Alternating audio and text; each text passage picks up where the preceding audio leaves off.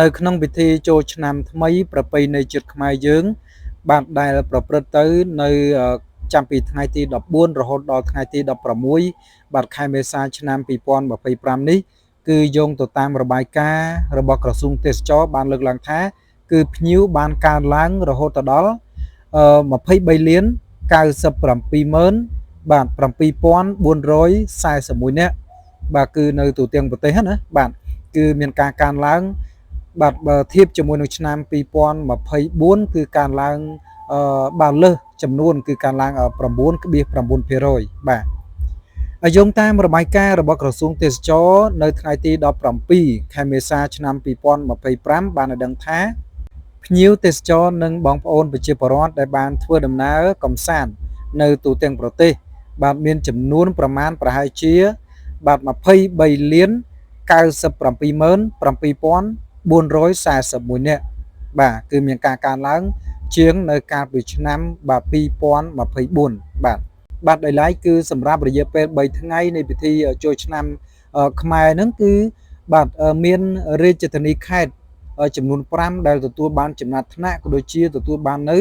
បាទភ្ញៀវជាតិនិងភ្ញៀវអន្តរជាតិទៅដល់លេងកម្សាន្តច្រើនបាទនៅក្នុងនោះគឺមានរាជធានីភ្នំពេញបងប្អូនណាបាទគឺមានរាជធានីភ្នំពេញគឺជាប់ចំណាត់ថ្នាក់លេខ1ដែលទទួលបានបងប្អូនប្រជាពលរដ្ឋដែលដើរលេងទេសចរកម្សាន្តហ្នឹងគឺមានបាទចំនួន2លាន86ម៉ឺនបាទ3922នាក់បាទចំណែកទី2គឺនៅឯខេត្តសៀមរាបគឺទទួលបានបាទបងប្អូនក៏អញ្ជើញចូលរួមគឺមានចំនួន2លាន75ម៉ឺនបាទ2818នាក់បាទហើយទី3គឺខេត្តកំពង់ចាមខេត្តកំពង់ចាមគឺមានចំនួន2លាន74ម៉ឺន8228នាក់បាទខេត្តទី4គឺខេត្តព្រៃវែងបាទខេត្តព្រៃវែងគឺទទួលបាន2លាន39ម៉ឺន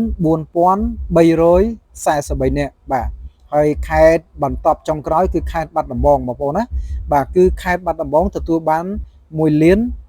74ម៉ឺន1795នាក់បាទបើអញ្ចឹងគឺការបូកសរុបលទ្ធផលស្ថិតិបាទភ្ញៀវទេសចរនិងបងប្អូនប្រជាពលរដ្ឋដែលបានធ្វើដំណើរកម្សាន្តបាទនៅទូទាំងប្រទេសគឺត្រូវបានគណនាដោយបាទរាប់បញ្ចូលចំនួនភ្ញៀវទេសចរនិងធ្វើដំណើរកម្សាន្តនៅតាមរមណីយដ្ឋាននិងគោលដៅទេសចរនានាបាទនៅទូទាំងប្រទេសហើយនឹងចំនួនបងប្អូនប្រជាពលរដ្ឋដែលបានចូលរួមលេងកម្សាន្តនៅតាមតំបន់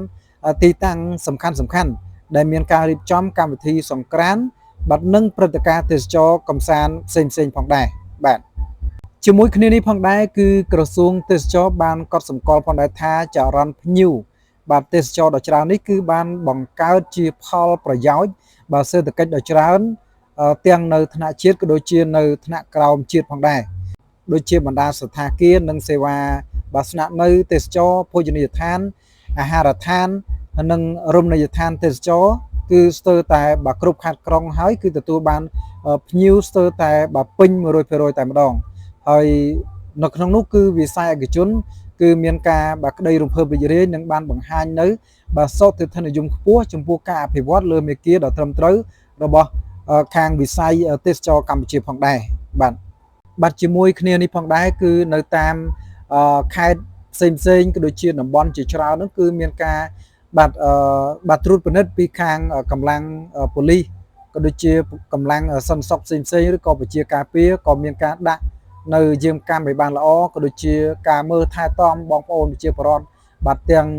បាទភ្ញៀវជាតិក៏ដូចជាភ្ញៀវអន្តរជាតិគឺបងប្អូនតេតងនឹងខាងកម្លាំងសមត្ថកិច្ចលោកបានការពារបានយ៉ាងល្អផងដែរបាទអរគុណណាស់បងប្អូនទាំងអស់គ្នាបាទជួបគ្នាជាបន្តទៀតជាមួយនឹងវីដេអូថ្មីបាទពី Channel Total HD ក៏ដូចជាពី Page Total HD បាទសម្រាប់ពេលនេះខ្ញុំបាទសូមគោរពលាសូមអរគុណ